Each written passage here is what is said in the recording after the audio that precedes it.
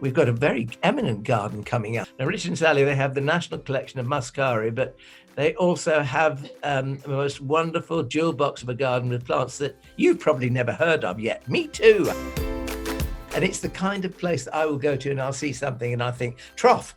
And there are pulsatillas and wonderful, just every kind of wonderful little exquisite jewel box plant that you can imagine they have scattered around their garden. Fabulous corydalus as well. Exactly, yes. I mean, amazing plants. I can't wait to go and see it. It'd be lovely.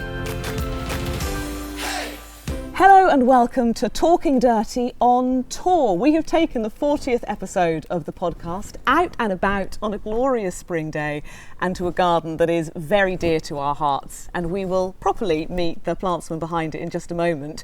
But first, introductions. Not over at East Ruston Old Vicarage, but over there, almost within touching distance, we have Alan Edward Herbert Gray, our happy and even more handsome in real life horticulturalist.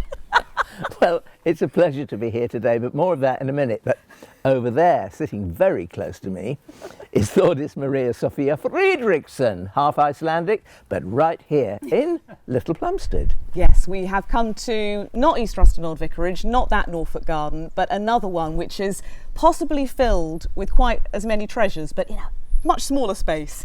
It's often described as a jewel box, and you can see why if you're lucky enough to take a walk around it. It is the creation of Richard Hobbs, and we've talked about you a lot on this podcast, probably doesn't know, but with Jane Ann Walton, the auricular specialist, on our Galanthophyll special, obviously, Richard came up a lot. And here we are in his wonderful garden. Seed seller, plantsman. What is that you don't do, Richard? Tell us about the garden. How big is it? Well, do you know, people ask that, and I have really very little idea. But somebody who was here asking the same question said that including the house, it was just short of the 1/6 of an acre. So it really isn't very big. But the thing about it is that we don't waste any space. I mean, we've got a tiny bit of grass and we've got a little bit of meadow, but it's full of plants. A friend of ours who's got a garden that's 1.5 acres always says, that we have more different plants than they do. You do? Yeah. You do? I was just thinking you probably have more different plants than I do. I mean, I've got 32 acres, but for goodness sake, I've just been looking around here, and for the want of not showing my ignorance, I'm not asking too many questions, but or at least I thought I wasn't. And then I said, "What's that, Richard? What's this?" Yeah. And they're all new plants, but they're all plants that I want somehow or other. They speak to you. It's wonderful. Yeah. We try and, I've always loved bulbs, so spring is the most exciting time of the year for me, really. And we like growing stuff from seed. That's always been something that I've been keen on. So put the two together, and that means in the days, things are different now, but when we started this garden 25 years ago, I actually couldn't afford to buy a bulb for 5 or 6 quid. Yeah. So I bought a packet of seed, and that's really how we got, interesting different Richard, things. I think you've got us all into growing bulbs from seed. I mean, I know you got me into doing it, and I think the great thing to remember is everybody that's sitting out there is going to be thinking, oh, but it takes forever, 3 to 5 years. It's a long time. But if you sow some seed every year that follows after the 3 or 5 years, you've got another plant to look forward to that's coming into bloom. So really, it's an ongoing situation. Once you start, and it's very rewarding. Yes, and some bulbs will propagate vegetatively, but others, just won't. Can I ask you something first of all?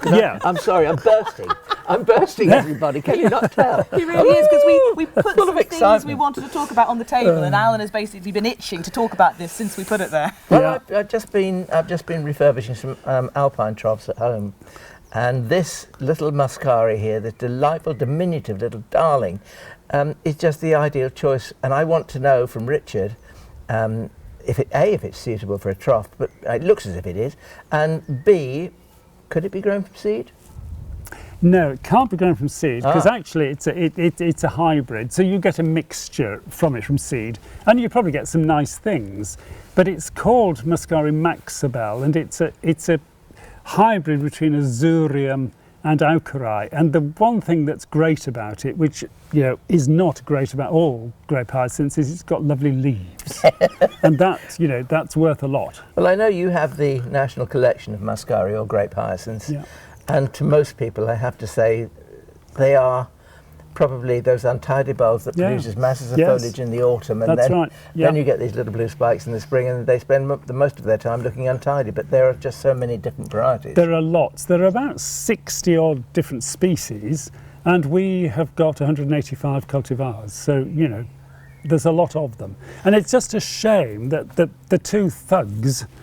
If you grow one, you probably grow one of the thugs. Well, of course, we're going to have this, aren't we, bulb merchants, because they're going to be selling the plants that are the easiest, the cheapest to produce. Yeah. What I'd like to know is, or I'd like you to explain, I think I know, the difference between a species and a cultivar. For anybody that's just listening to a podcast today and perhaps, they're fairly new to the world of gardening, what's the difference between a species and a cultivar? A species occurs in the wild. Yep. So Muscari azureum, if you go to Turkey, you'll see it. Now there's quite a bit of variation within that. So if you bring home, which you mustn't, but in the past you could, and people did, brought back an odd one that, let's say, was two-tone blue or whatever, that would be regarded as a variety because it's a variant occurring in the wild. Yep. Having had that plant for a few years, if it then in your garden crosses with something else and produces something, it produces a cultivar, which is a variant produced in cultivation. Simple as that. So you could say it's the cultivated variety of that. It is, that's right. That's right. Yeah. And they will not come true to seed, whereas the species, as long as you keep the bee flies off them, bee flies are wonderful things for pollinating these. And I mean, I can't see any today, but the last time I was sat here, they were buzzing about on the grape. Those lovely, balls of fluff with the nose, or the proboscis. Wonderful things. Yeah. I love how you keep stroking it. I can't stop because it is just such a... it is a diminutive little darling. I mean, I've never seen anything. I've never seen a Muscari that looks like that, and I've been to your garden several times and admired the vast range that you grow. But that is something else that's extraordinary. Well, I think the other thing is, of course, you realise when you see it grown like this in a pot, that it really doesn't warrant a place in the garden proper because it becomes swamped. Right. Yes. And so it has to be somewhere where it's cherished, either in a raised scree bed, perhaps, or something like a garden trough, alpine trough. And if you're listening to the audio version and you're not necessarily able to go and look for an image of this, the flowers are literally, little tip of little finger size. Yes, they are. Yes. Yeah. But clearly, defined little grape hyacinths. But it's a piercing blue as well. I mean, Yes. it's the open bells at the bottom are a very deep azure blue, the colour of a good sky. Yeah. They are absolutely fascinating. And you see in the garden, we've got some that are sort of 10, 15 times that size, where you can tell why they're called grape hyacinths, because they actually look like bunches of grapes, great big fat things. Yeah. And you've got to remember that in Holland and Belgium and places like that, grape hyacinths are a really important cut flower. So they're bred for the cut flower trade. I've never seen them for sale. No, you do. And if we've seen them for sale in Hungary and Poland and places like that as well. But really, it's Holland and Belgium that really go in for them as a cut flower. I wonder why these England, tall, elegant ones. I wonder why England never has. Yeah, no. Beautiful en masse. And we have another little one on the show and tell table. And don't worry, we're not going to restrict show and tell to just this because there's stuff everywhere. What's this little one? Well, this, is again, this is a hybrid called Morgan Himmel. Now, what's interesting about this is all sorts of things. It's a pretty little thing, but what Alan was saying earlier about tatty foliage, one of the parents of this is the thing called Muscari armeniacum. Tatty foliage. It comes out in August, but the flowers are particularly, it's a pretty colour. It's a lovely, lovely colour. Yeah. It's got that unfortunate habit that as the flowers come to fruition, rather like an allium, the basal foliage goes off. Yeah. And the other reason for that is that actually I had this in the greenhouse, and I ran out of space in the greenhouse, so I evicted it outside, so the frost actually has caught the tips as well. Yeah. But, yeah. And these that's something to bear in mind, I think, for people, especially at this time of the year, because you told me a little while ago, the 14 successive nights you've had 12 Nitropros. Yes. Well, that's something for people to bear in mind, I think. If you're bringing plants out of a greenhouse, even if it's a cold greenhouse, their foliage can be affected because it is slightly tender. So beware if you're doing that.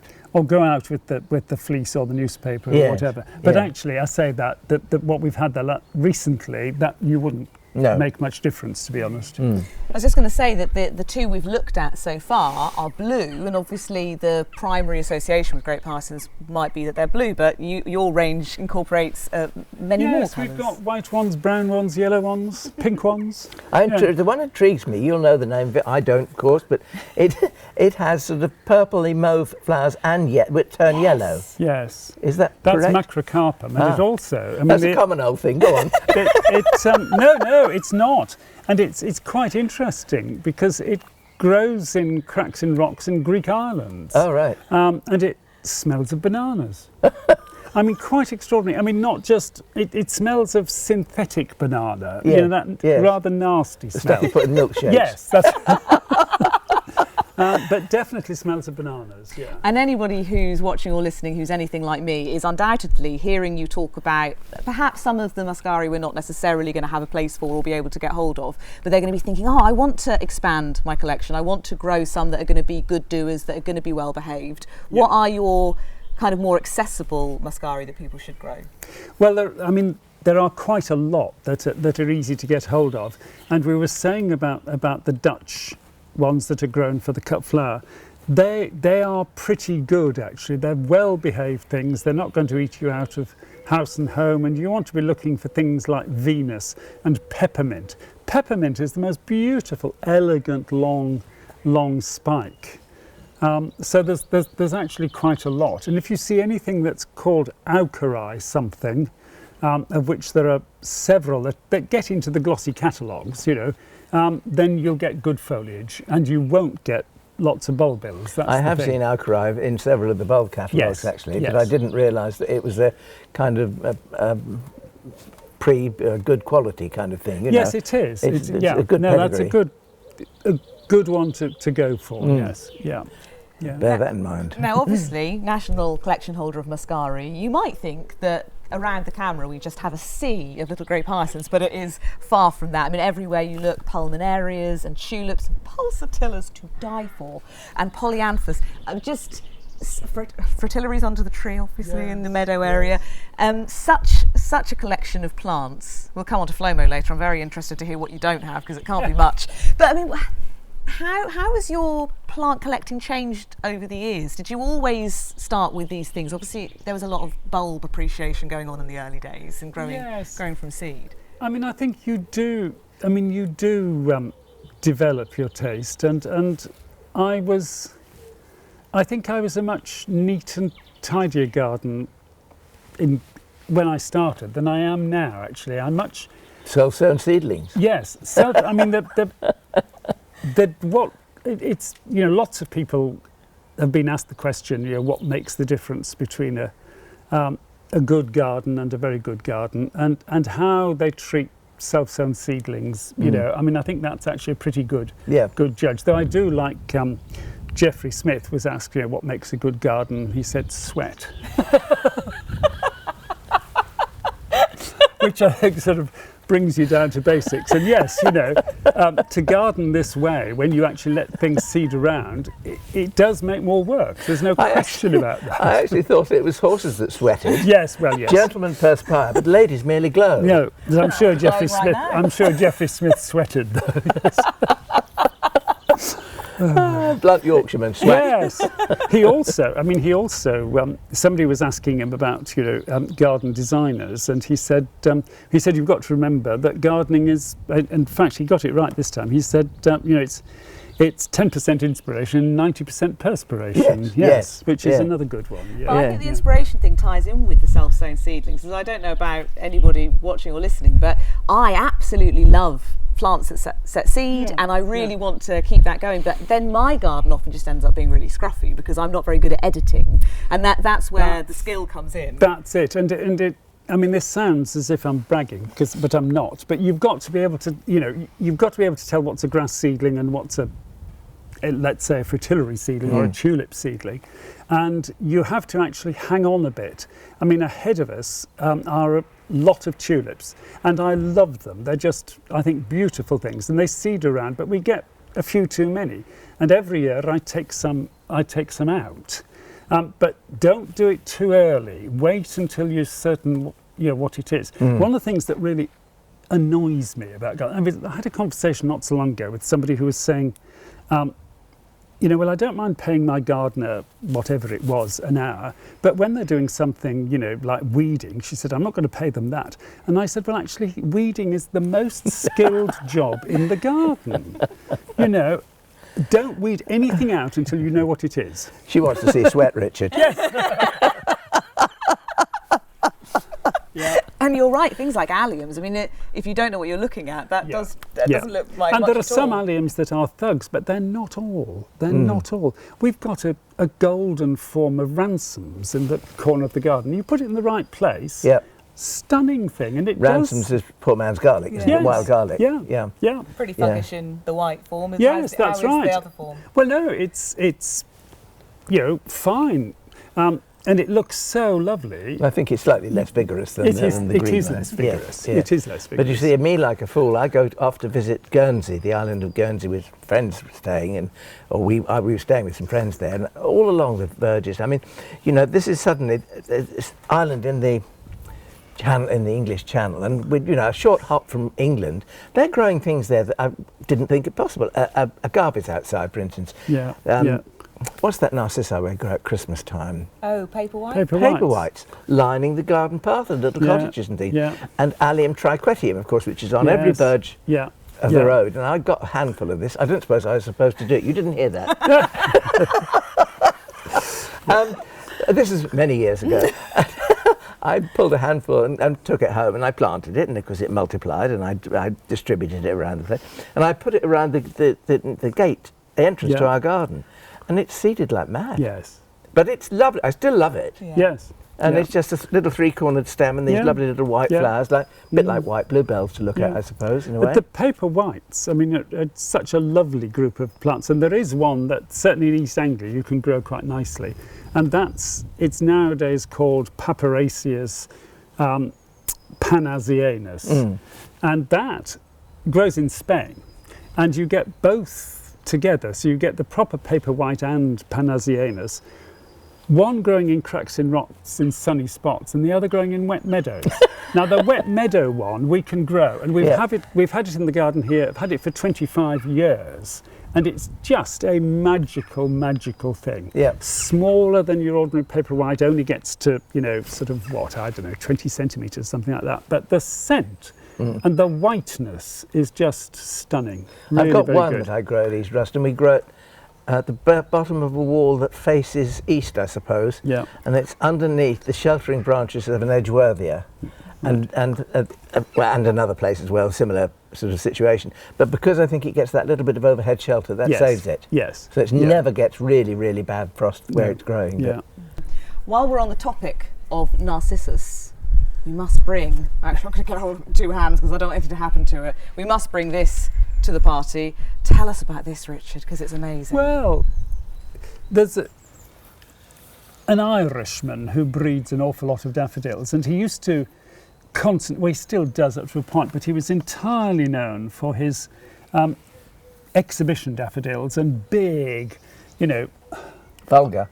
Slightly vulgar, yes. I mean, perfect, but and then I suppose, I don't know, perhaps as he got older, he's started to hybridise some little fellas like this. And this is just a fantastic thing. It's called More and More, and it's got the rush-leafed. Alan was stroking the leaves, because the leaves are really characteristic.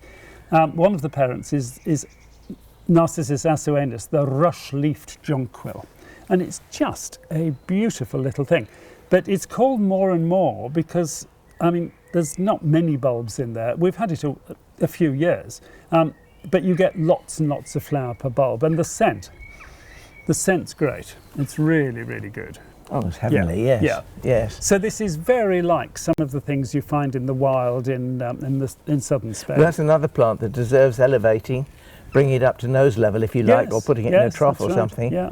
to Yes, keep it troughs safe. and raised beds. I mean, Yeah. the thing that these like, it's interesting that most daffodils, when you see them in the wild, they've got their feet in water, but these jonquils are in hot, sunny spots. Right, Yeah. And I do like how obviously you've got a lot of things in the beds, but you do have plenty of tables and ladders and things to display on. Well, We've like got little far too miniature many auricular fishing theatres. pods. Yes, Yeah, we watering do. must be quite a job. It is, and I mean, what's fascinating is that, of course, we're not normally having to water quite so much at this I time think of the this year. is the There's re- driest April Yeah. on record Yes, so far. yeah. So yes, we do have to do a fair amount of watering. But the one great thing about doing that is that it forces you to look at the plants. Yes. Very easy, especially at this time of the year, whether you've got a big garden or a small garden. It's a busy time of the year, and weed, Yeah. seeds, and goodness, everything is happening. Yeah. But it forces you to stop and look. So you look at the little fella here, Yeah. and you look at that charming little Muscari, and you look at it properly rather than just glancing at and moving Yes, on. because you it's have no to. good watering these with the hose pipe and a spray. No. I've got an old coffee pot, and you need to check because you can overwater them very, very easily, and they'll rot off.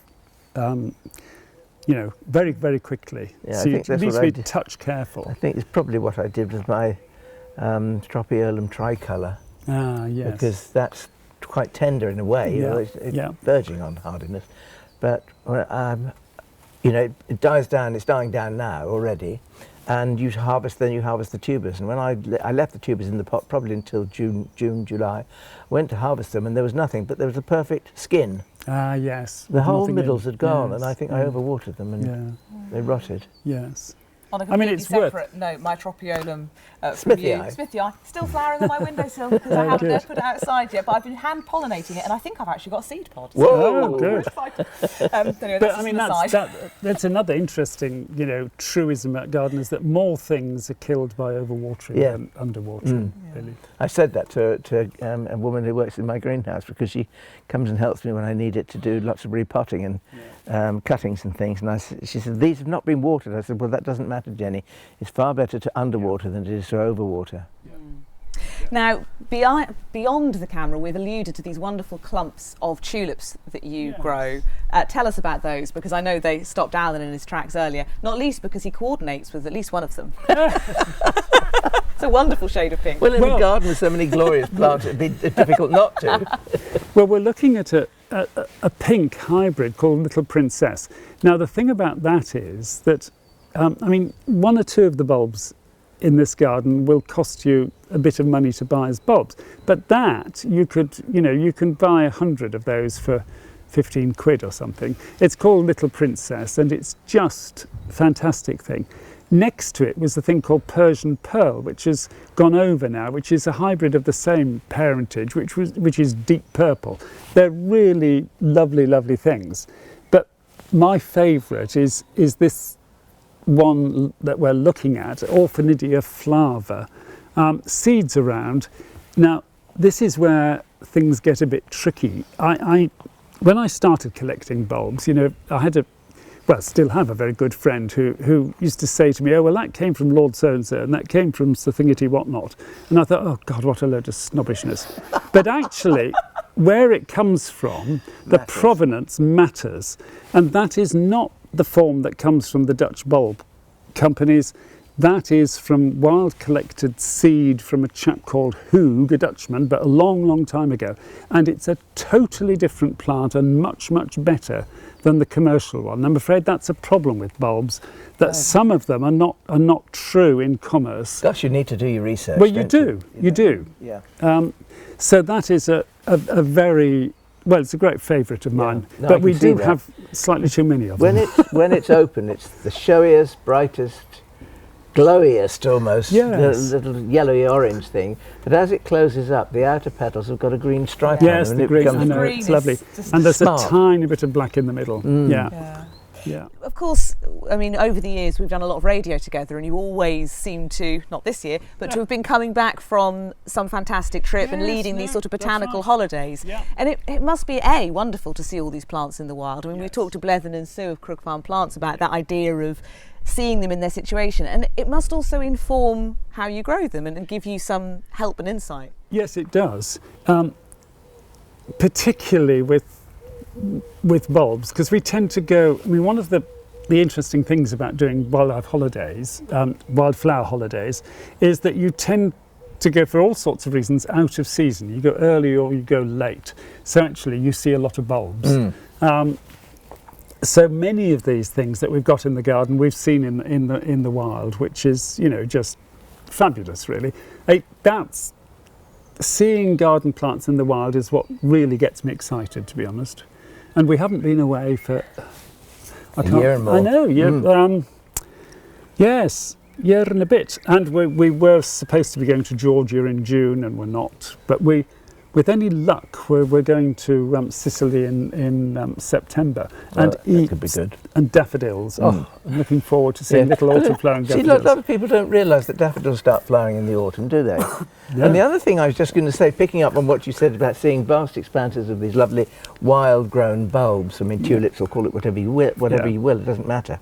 And I was visiting a very dear friend, Anne. We were talking about her earlier today, and she said, yes, but if you see that growing in the wild, then great sheets of it. And I think, but isn't it a shame we can't have great sheets of it in our gardens? But you can't, of course, right, because it's not possible. But you know, but I suppose that seeing them in the wild and then having it in your garden, it reminds you of just how beautiful it is when you see it growing naturally. And it's not the same as seeing it, but I do often do the odd Google image search. I remember years ago buying, is it a dodecathion, that little sort of shuttlecock flower, and Googling that and seeing somewhere, I think possibly in North America, absolute sheets of it. And it's such an extraordinary, it's a bit like your jumper, such an extraordinary pink.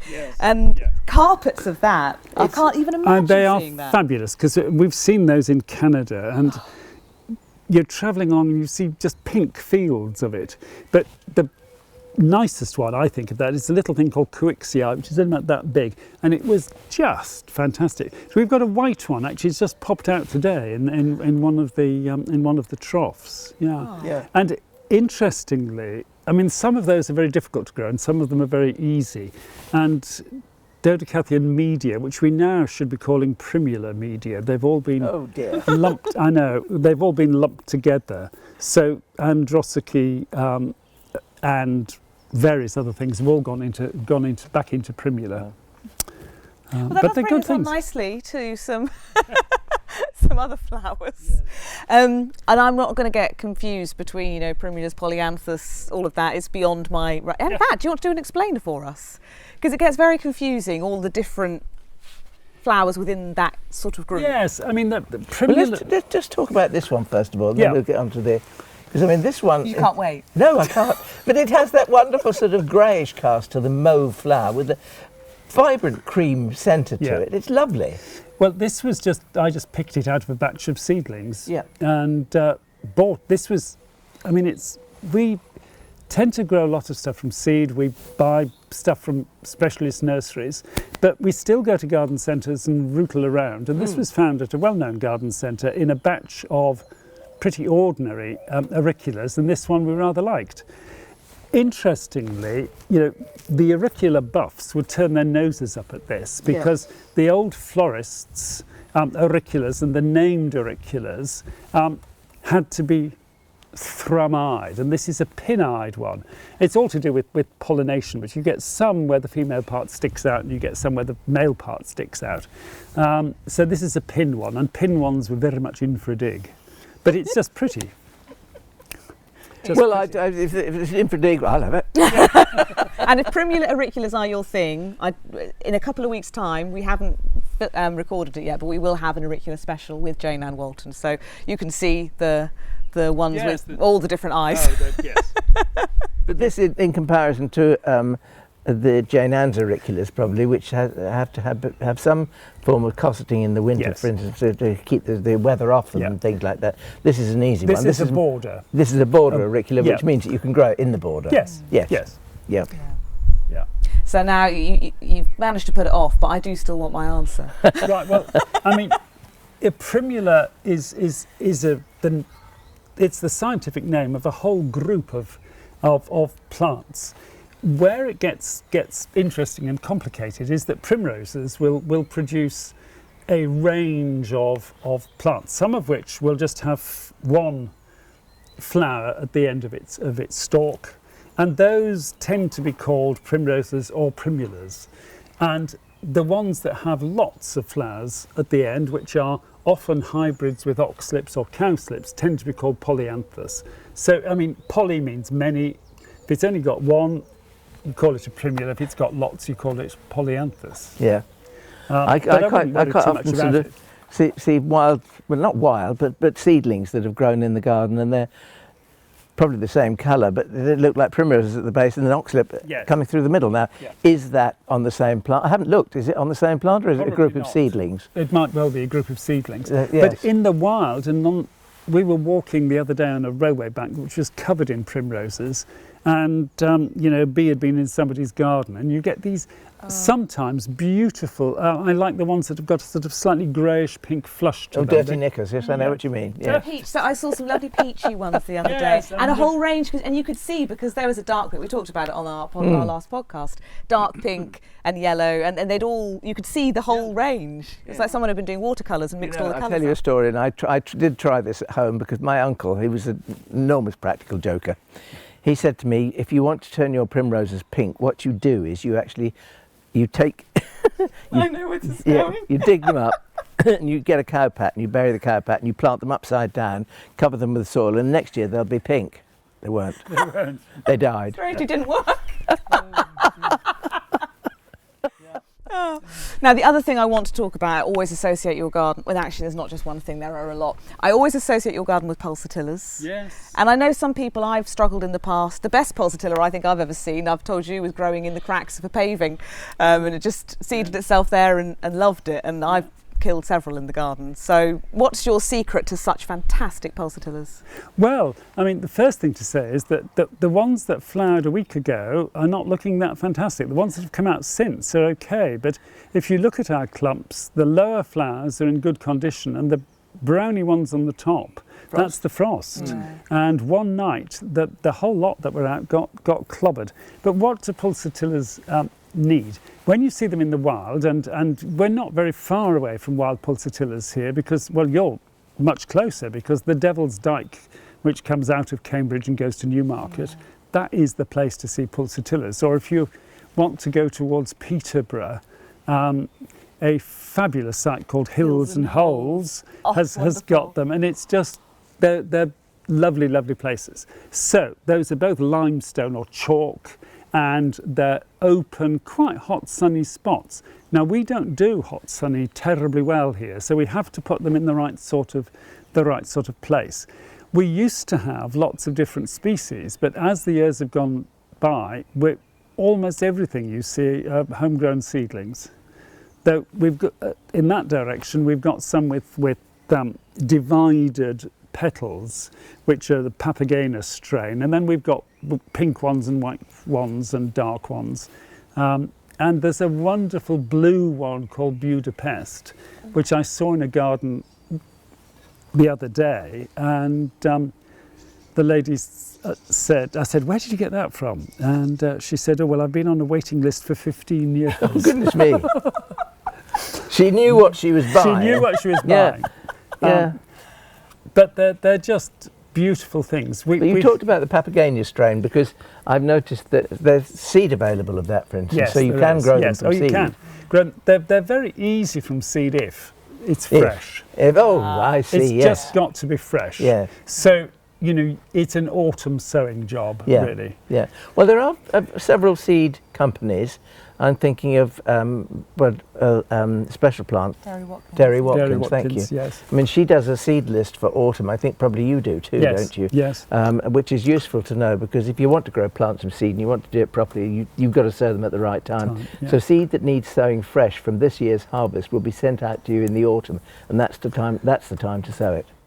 Yeah, I mean, your seed company, obviously we've sort of alluded to it, but that must be a huge amount of work alongside maintaining this, and it has a lot of different responsibilities. You have many hats, well, it's not just this one. Yeah, yes. Yes, excuse my silly hat, but it's been much easier for seed not going away, because I had to decide, am I going to harvest it before we go, or should I wait till we get back? And you often got it wrong. And if you miss, hellebore seed, you leave it 3 days and it's vanished. Lathyrus vernus is my bête noire as far as that goes. I'm always just too late. Yes. And the pods have gone curly and sprung. Yeah. That's a plant that's looking lovely at the minute. They're just coming up. The Lathyrus vernus, that again is... The spring vetchling. The spring vetchling. And it's perennial. It doesn't climb. People think of peas as climbing and sweet peas, but no. And they come in good blues, purples and also pinks and whites. Pinks and whites, yeah. We used to have a pure white one, but I haven't seen him this year. No, I haven't got pure white. I've got the white which is tinged with pink. But interestingly enough, there was a young chap came to the garden on Sunday, and he was with this young family, a child on his sort of shoulders and one in a pram and a pushchair and all the rest of it. And yet I suddenly thought, he started asking about this spring vetchling, and he didn't know it. He hadn't seen it before. But I suddenly thought, my gosh, there's an interest. And when I talked to him, his grandfather had been a gardener, and his father had grown vegetables and did the garden at home and everything else. And he carried on this tradition. So there are young people out there. We tend to think that young people are not coming into horticulture as much as they used to. But I wonder if lockdown might actually redress that balance a little bit. Yes. People have definitely been trying to cultivate their spaces. Obviously, a lot of people, I suppose, nowadays start with growing food, and so they'll sort of maybe start off with some veg, which obviously you're very good at as well on your allotment. Well, I tell you what, I would much rather grow a pot of this because it's better for the figure. Yes. Well, the allotment has got an awful lot of grape hyacinths in it. It's got an awful lot of colchicums in it. It's got about 50 different agapanthus varieties in it. So it's not like your normal allotment, I'm afraid. But we do love our fruit. So our gooseberries, currants, apples and rhubarb. And because forced rhubarb, I think, is just a joy. It's finished now. We've taken the covers off, and that's it for this year. But it's a really good crop, and if you haven't forced it, you just need to buy a couple of zinc dustbins, and they're not that. new ones. They're not that expensive. No, they're it's not. well worth it. In actual fact, you can buy black plastic. I shouldn't advise people of buying plastic, probably, but you can buy black plastic ones with a hole in the bottom. Yeah. So that you don't get that horrible mess in the bottom of a dustbin, which you sometimes do. And all you've got to do is turn it upside down, make sure it's secure by putting some posts around it, and then cover the top. Yeah. And you've excluded the light. Yes. Put some straw in it, make it nice and cosy, and then you'll find a rat. Now you see, it's interesting. I've never put straw in it. Oh, haven't you? No, and I've got a friend who puts straw in it, and they get slugs if they put straw in it. No, but it figures, doesn't it? Yes, I wouldn't worry about the straw personally. Yeah. This goes back to the Charles Dowding podcast, where he was avidly following the advice from, I think, wherever they were in the world. Was it America? They didn't have a slug problem, so they were mulching with lots of straw. He did the same thing, and everything got eaten by molluscs because obviously we have way more than some other places. And something Richard told me today, said that a little child used to come to the garden, I think it might be a grandchild, and dig around and pull the snails out with crevices. Where you've got a raised bed, one stone upon the other. And the other thing that Charles Dowding said, if you've got a raised bed, of course, do beware, because at the edges, where it's dry and warm, that's where the marauding molluscs will congregate. They'll hibernate there, slugs and snails, and then as soon as the weather warms up, munch your crops. Straight there. With so many diminutive darlings, as Alan would call them, around, you must have to do quite a lot of mollusk patrol, or have you just got a great ecosystem going on? We let them get on with it. I say that we don't allow molluscs in the greenhouse; they get dealt with. And it's interesting.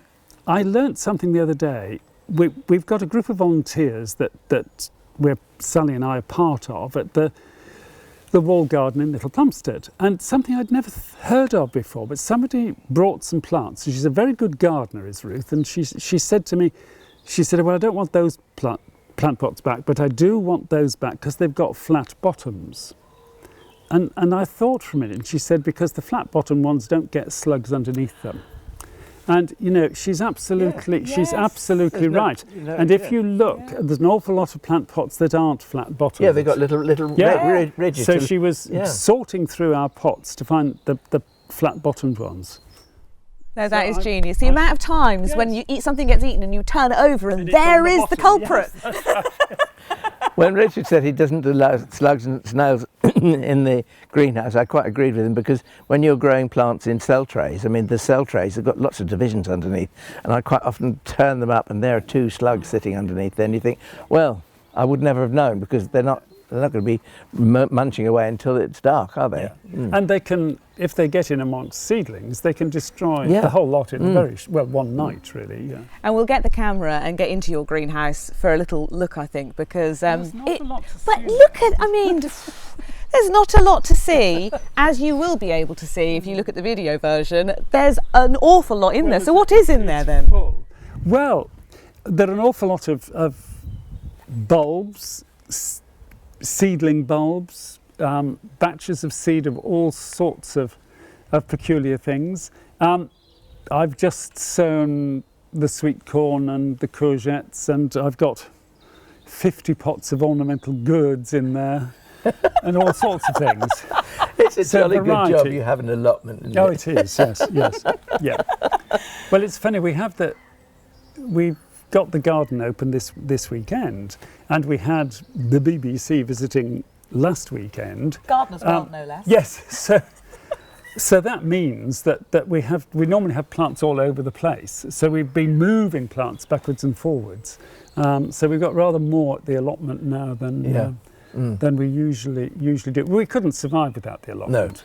No, because I mean, when you have a garden like this, dual box as it is, you've got to have space to grow on, to pot, to divide, and you need somewhere for the mess, Richard. Yeah. You do, don't you? And these things, you know, in 6 weeks' time, will just be empty pots, and they sit at the allotment. I mean, we've got plunge beds at the allotment, so I plunge them into sand, which keeps them just that little bit moist. We don't have to worry about them, and they warm up and ripen, and then we bring them back again in the autumn. Yeah. Well, that's a great repot insight. them and bring them back. Yeah. There's so much to talk about, and we obviously don't have the entire day. Though, to be honest, we could just sit here, and the sun's rather nice. I've seen some lovely looking, I mean, I've got terrible eyesight, but I think they're Scillas over there, over Alan's shoulder, and I feel like we should talk to you about Scillas, because Yes, you know your stuff. And we grow a ridiculous number of Scillas, but you're you know, that's saying that you're too early for some and too late for the rest. But you've missed the Scilla period, really. We've got a few still out. But a month ago, I think I counted 17 different species of Scilla in the garden. But that one is actually one that seeds around very, very nicely, really. Like but it's a lovely thing. Not Bithynica, is it? It is Bithynica. Bithynica, yeah. But I think you've got some as well, haven't Yes, you? Yeah. I bought from our friend Joe the pale form of it. Ah, yes. He had the pale form. I Yeah. had the ordinary blue one, which Yeah. I got from the Cambridge Botanic Garden, and we planted some clumps of it. And the lady who gave it to me said, "Are you sure that you want this?" And I said, "Yes, I needed to self-sow in the woodland," which it did. And then we had a very, very fastidious Danish lady, and she did some weeding, and she pulled everyone up. Oh. But there were seedlings, Yes. and so it re-established itself. Thank goodness. No, it's for a small garden. It's a slightly dangerous plant, that particular one, but it's great in a hedge bottom or something like that. I mean, but it's so pretty. You know, it really is very, That's a very subject pretty. of interest. I mean, it brings me back to seeing a plant called Jack by the Hedge, Yes. but growing under hedges, in hedge bottoms. I mean, there are an enormous number of plants that would benefit from growing in such a sheltered position because it's in a rain shadow. Well, Jack by the Hedge or garlic mustard. If you go into the front garden, you'll find that along the fence we always leave it there because the That's what the reminded orange me, tip 'cause I saw butterflies. it, You yes. see. Ah, yes, the orange tip butterflies. Yeah. So we always leave that. There's usually about 20 plants of it there. We haven't seen an orange tip yet, but we have. I saw Oh, did you? This morning. This morning, yeah. right. The dogs, I mean, I'm so conscious of butterflies because my 2 pups, 8 months old now, and they love chasing them. They never catch them, of course, but I mean, they just love chasing them. But woe betide the flowers, straight through. Yeah. Oh yeah, my favourite's when they chase the shadow. They don't even know they're not chasing right, the they do- butterfly, just chasing the yes. shadow on the ground. I like this idea of talking about the Scillas that flower at different periods. When we did our Narcissus special, I'd failed to realise that really you could have Poeticus early, middle and late. Yes. So, you know, if you want to have Scillas what would be your recommendations for if you wanted something that was maybe gently self-seeding around? Could you achieve that across a wider season? Yes, you can. I mean, we will have Scillas out from January till the end of May, and then Peruviana will come out in June, and then that's about it.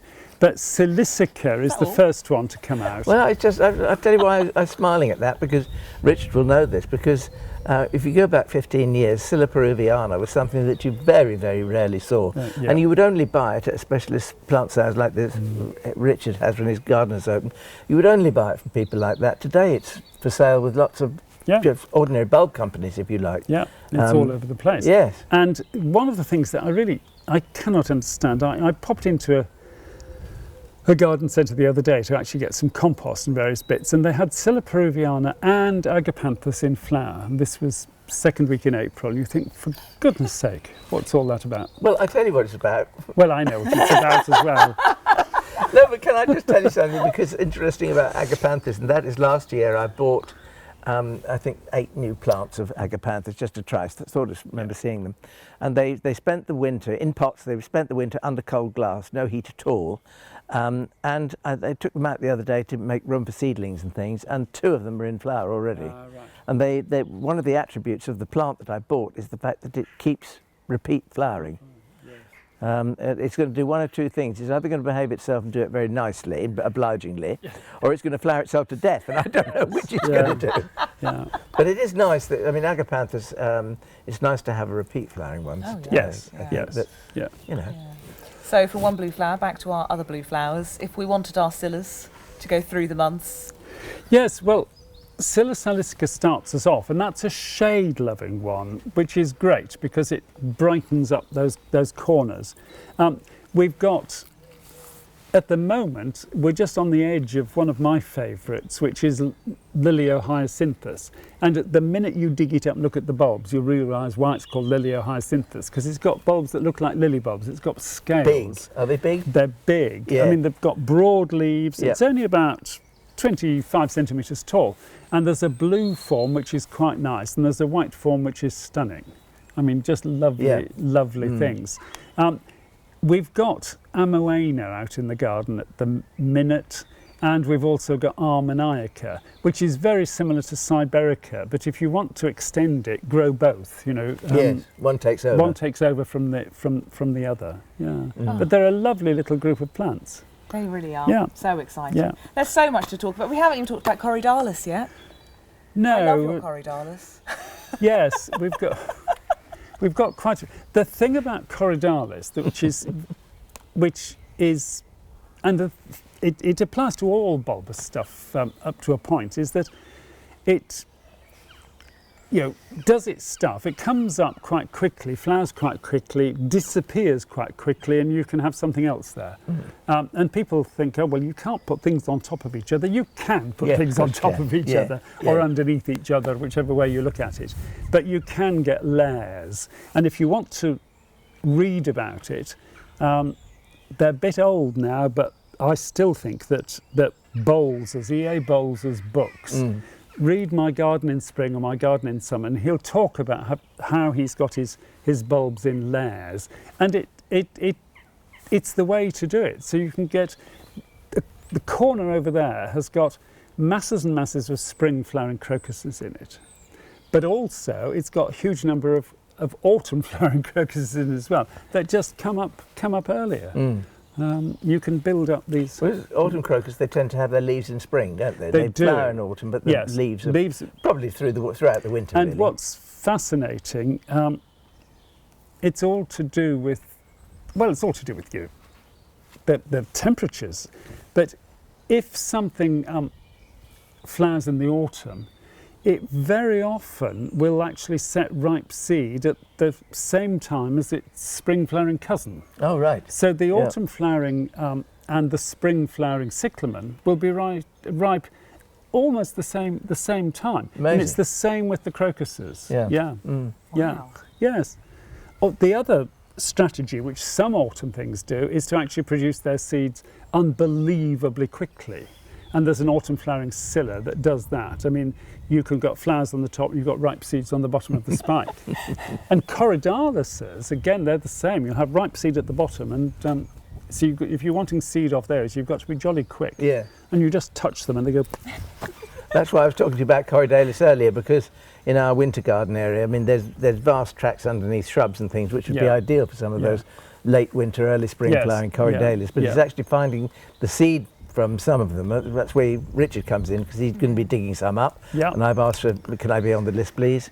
And you know, that's the kind of thing. We can do you a bucket full. Yeah, that'd be lovely. Absolutely lovely. Favourite corydallis then? Any favourite ones? Yes, I think that the solidus, which is one of the woodland ones, is a bulb with a thing that looks a bit like a bulb, but it comes in all sorts of different colours.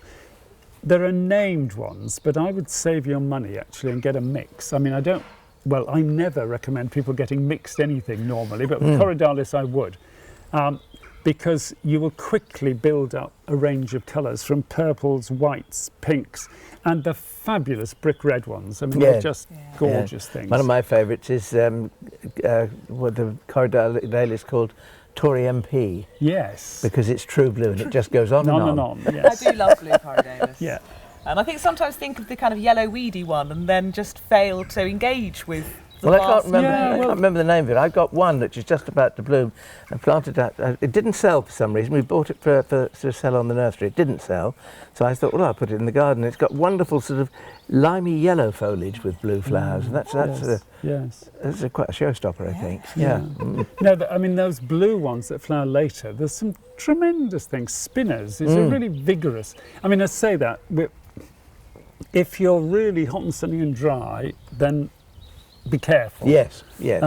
But if you've got a good, slightly moisture retentive soil, then corydallis are great. But which is a good reason to actually apply something to your soil where you're improving it all the time. I mean, you know, good compost or proprietary specification that you specified soil improver that you buy in. I mean, it's important to do that. Well, it is, and it's important. I tell this story quite often, but my sister, bless her, whose birthday it was yesterday, she reckons she's a keen gardener, but bless her, she's not really.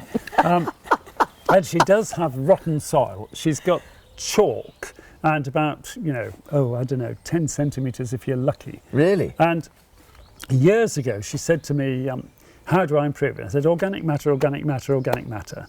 A year later... How many husbands has she killed? A year later, she said to me, made no difference at all, made no difference at all. And she said, and I bought 3 bags, she said. I said, well, when you put 3 tons in, let me know how you're getting on. Yeah. So you can't, you've got No, I think people underestimate. Is important. Yeah, they underestimate the bulk that you need. Yeah. And if you think you need 1 bag, you need 10 at least. Yes, yeah. Yeah. I mean, if you're mixing it potting compost, then it applies the same really to your soil. Unless you're putting 15% of something in, it's making no difference. Exactly. Yeah.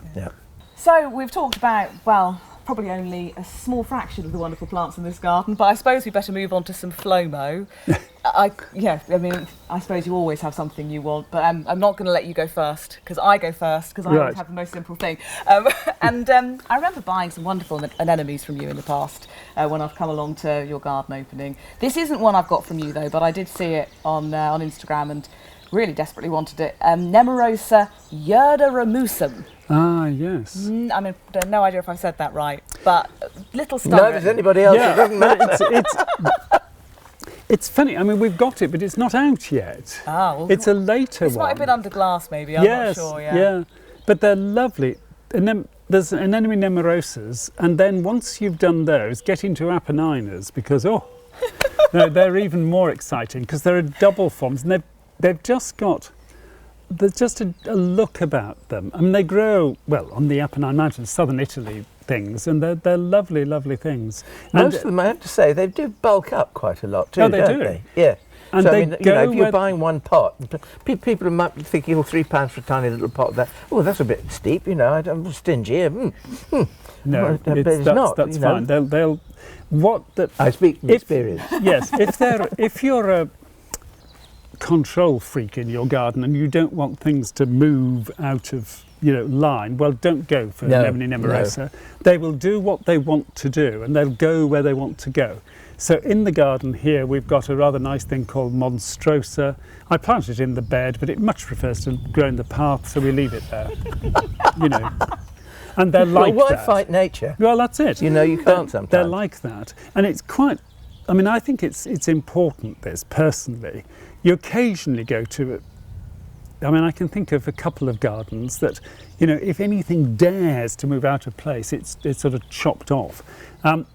A lady came to our garden the first time we ever had it open, and she said to me, I like your garden. She said, it's well ordered but not corseted. Well, similar things have been said about mine, I have to say, because, there is a looseness there, there's an informality there. Yeah. If you came to my garden in the middle of the winter, you'd just see straight hedges, clean paths, hopefully, but you see what is technically the bare bones, I suppose. But the whole thing is, as the spring and summer progresses, there's this ebullience of looseness. Well, a good garden, it should look as if the gardener died 3 weeks ago. The trouble is, if it's 4 weeks, it looks dreadful. Yes. That's spot on. Yeah, mine probably looks like I died about a year ago. So I've gone too far. So, Richard, are you going to give us a Flomo? Is there a thing at the top of your wish list? Yes, you mentioned earlier that we're going to redo a bit of the garden, and I want sort of 3 or 4 more really choice trilliums. That's what top of my list, really. Well, trilliums. The thing about trilliums is that you see them sometimes for sale, and they do appear to be rather expensive. Yeah. And the reason is because they're grown from seed by nurserymen who know what they're doing. Yeah. And the pot you're buying with a flower on it could be as much as 7 to 10 years old. Yeah. And that time really does have to be paid for. Well, that's right. A lot of nurserymen will say that they have to double the price every year. Yes. Well, thankfully they don't do that with trilliums, or there'd be an awful lot. But I would just love to grow more of the really choice ones. We've got a few, but can't have too many. Can't have too many trilliums. No. It's a maxim for life. Go on then, Mr. Gray. Finish us up with some Flomo. Well, I had an exciting couple of weeks at home because I don't know whether you saw a picture that I put on Instagram of Arum creticum. Ah, yes. It comes from Crete, I presume. Yes, yeah. And Richard's probably seen this in the wild, and it's one of those plants that it's fleeting. It doesn't have any season at all. It's had 2 weeks of flower. There may be 1 flower left on my clump now, but I spotted it when probably at its best time, because there were 10 buds altogether, but 3 of them were out, and the other 7 were about to come. And I think that's when I like cherry trees, when the flowers are just bursting. Yes. I don't want to see this great mass of flower. That's over. It's blown it. Yeah. I much prefer being teased. Yeah. And Arum creticum is lovely, a creamy yellow, this lovely spathes. They're just so exotic, so beautiful, but I would love to have the white form. The white form. That's a cracker, isn't it? Yes. Yeah. But again, it will be fleeting, and it is a plantsman's plant, I think, because nobody else would want to grow it because it doesn't last long enough. A very well-known plantsman in the bulb world called Ray Cobb, who lives outside Nottingham, and if you go to his garden, it's seeded Arum creticum all over the place. He's got, he must have 500 flowers on it. Just stunning. But my other interesting story about this chap is that he's very, very keen on grape hyacinths, and we swap grape hyacinths all the time. And he rang me up about 18 months ago at the age of 97, saying had I got bulbs of a particular one he fancied growing it. And I said, well, actually, I haven't. And I didn't think. And I said, but I've got seed. And I thought, gosh, offering seed to a 97-year-old. But no, yes, that'll be fine, he said. Yeah. Well, he's now 99. Well, there you are. Yeah. There you are. Yeah. Never too late. Never too late. It's never too late. In the words of dear late Prince Philip, the Duke of Edinburgh, just get on with it. Yes. Yeah. Oh, well, certainly if you want to grow anything from seed, and certainly if you want to grow bulbs from seed. And of course, we always point people to Alan's video on growing tulips from seed because it's helped thousands of people so far. I'm sure it will continue to inspire people to grow bulbs from seed, as you do, Richard. Yeah. Such a treat. I'm going to grab the camera and make sure you see as much of what's in this garden as possible. But good luck with the garden opening. Thank you. And do you know when you're going to be on Gardeners World yet? No, we don't. I mean, it's fascinating. It's going to be in the autumn or next spring. But one of the reasons, and it just shows you what a funny old time we've had in East Anglia, Monty Don's garden is way ahead of ours. He's in the West Country, isn't he? He's in the West Country. He's a bit further north than us. But they reckoned, the camera crew reckoned he was a fortnight ahead of ours. So if they showed ours, it would be out of sync. This is the... But you know, the thing about that is, his is finished, you've got yours to come. Oh, yes. And what I'm there not. is to come. I'm not... we don't worry about that. This garden is late compared with ones 2 miles away, and it's because of all these, partly because of all these lovely trees, which we absolutely love, but it does cool it down. And also, we've got heavy old clay soil. The other thing is, I've been noticing sitting here the bird song. Oh, it's So it's fabulous. absolutely fabulous. It's wonderful, yeah. Well, thank you, Richard. That's okay. No, it's good to see Possibly you. even more of a treat than I could have possibly imagined. Good. Really. Yeah. I tell you what, it's been absolutely great. Let's be able to spend time not just in this garden, but with the owner as well, because you can ask all the silly questions that you wouldn't dare ask when he's surrounded by all his fans. So it's been absolutely lovely. Thank you, Richard. Happy gardening. Bye-bye. Bye. Bye. You didn't pick the right outfit either. It's really warm, isn't it? It Or is it is. just me? Am I But you not see, flush? this morning, I I'm was... fine. I've got a thermal vest on underneath, long sleeves, look. Oh, yes. You get a television camera here and everything. We never get a road sweeper. But the day the BBC came, the road sweeper came. Couldn't believe it. I mean, the first time we've ever seen a road sweeper. And didn't it just go up and down the road? Well, it did, because they were resurfacing the bit at the top, so it went backwards and forwards. Oh, no.